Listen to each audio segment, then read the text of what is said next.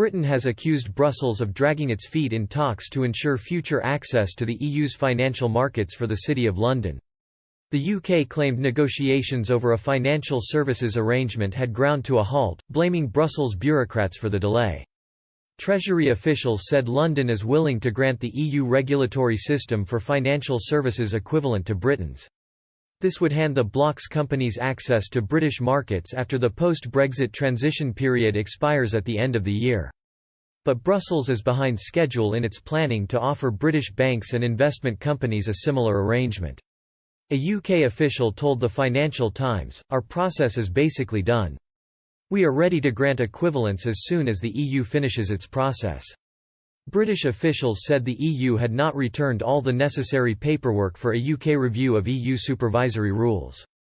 They also complained that Brussels had demanded about 1,000 pages of detailed information be filled out before decisions can be made. Last year the two sides agreed that they would complete assessments of each other's regulatory framework for financial services by June 30, but that deadline will be missed.